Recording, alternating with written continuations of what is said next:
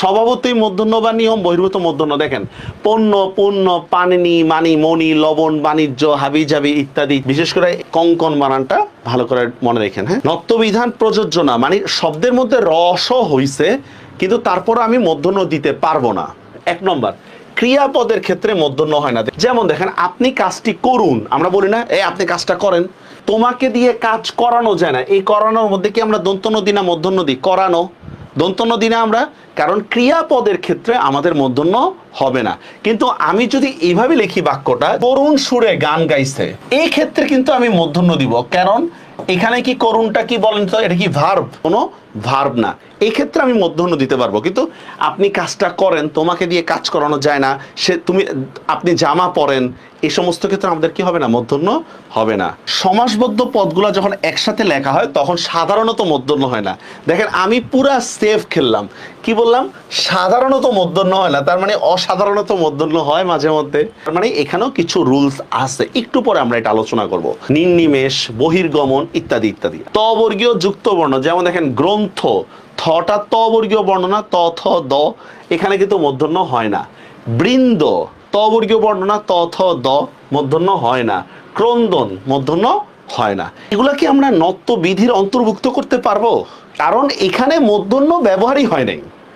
আমাকে নত্যবিধির অন্তর্ভুক্ত করতে গেলে মূর্ধন্য ব্যবহার হয়েছে, সেটাই আমি করতে পারবো। যেটা মূর্ধন্য ব্যবহার হয় নাই সেটা নত্যবিধির অন্তর্ভুক্তই না। দেখেন এই জিনিসটা থেকে ইউনিভার্সিটিতে কোশ্চেন পাবেনি। এই সাইডের যেগুলো আছে না, এই সাইডের এগুলা হচ্ছে আমাদের তদ্ভব শব্দ, বাংলা শব্দ বা হাবিজাবি ইত্যাদি। আর এই সাইডের গুলো সংস্কৃত। ধরন বানানে কিন্তু দন্তন্য, অথচ ধারণা বানানে কিন্তু মূর্ধন্য। আপনি যখন অ্যাডমিশনের কোশ্চেন ব্যাংক সলভ করতে যাবেন দেখবেন অনেক জায়গায় বানানটা আসছে, ধরন বানানটা আসছে। পরাণ বানান, ওই যে বলছি না প্রাণ থেকে পরাণ, পরাণ বানানে দন্তন্য, অথচ প্রাণ বানানে কিন্তু মূর্ধন্য। ঝর্ণা বানানে কিন্তু দন্তন্য হবে, ঝর্ণা। অঘ্রাণ বানানে দন্তন্য, কিন্তু অগ্রহায়ণ বানানে কিন্তু মূর্ধন্য। রঙিন বানানে দন্তন্য। শিহরণ, এটা পরীক্ষায় অনেক আসছে, শিহরণ। কেরানি, এটাও পরীক্ষায় অনেক আসছে, গৃহায়ন। এই চারটা খুব ভালো করে মনে রাখবেন। রস থাকার পরও কি হবে না? মূর্ধন্য হবে না। একটু আগে বলছি সমাসবদ্ধ শব্দে মূর্ধন্য হবে না, আবার এখন বলতেছি সমাসবদ্ধ শব্দে মূর্ধন্য হইতেও পারে। তাহলে কারণটা কি? কারণটা একটু ভালো করে বুঝে নেন। কি লিখছি? সমাসবদ্ধ শব্দ বিচ্ছেদের ক্ষেত্রে দ্বিতীয় শব্দের শুরুতে যদি ন থাকে, দেখেন কি বলছি, দ্বিতীয় শব্দের শুরুতে যদি ন থাকে তবে সেক্ষেত্রে মূর্ধন্য হয় না। মানে যেখানে আমি সবার শব্দটাকে ভাঙতেছি, এই জায়গার দ্বিতীয় শব্দের শুরুতেই যদি ন থাকে তাহলে সেখানে মূর্ধন্য হয় না। যেমন দেখেন দু যোগ নীতি, দ্বিতীয় শব্দের শুরুতে আমাদের ন আছে কিনা? আছে, এই জন্য এটা দন্তন্যই থাকছে। সর্বনাম, দ্বিতীয় শব্দের শুরুতে ন আসছে কিনা? আছে, এই জন্য আমাদের দন্তন্যই থাকতেছে। ঠিক আছে।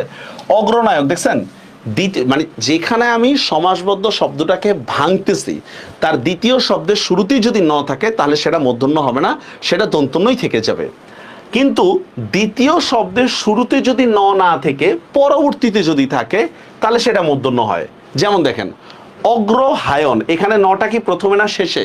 শেষে, এই জন্য বানানে দেখছেন মূর্ধন্য দিছি আমরা। অপরাহ্ন, নটা কিন্তু শেষে, এই জন্য দেখেন আমরা বানানে মূর্ধন্য দিছি। ঠিক আছে। রথারোহণ, দেখেন আরোহণ বানানে এমনিতেই মূর্ধন্য হবে, আরোহণ বানানে। বা ত্রিহায়ন, ত্রি যোগ হায়ন, ওইখানে বানানে কিন্তু মূর্ধন্য হবে। তবে এটার ব্যতিক্রমও আছে, যেমন দেখেন ভিক্ষান্ন,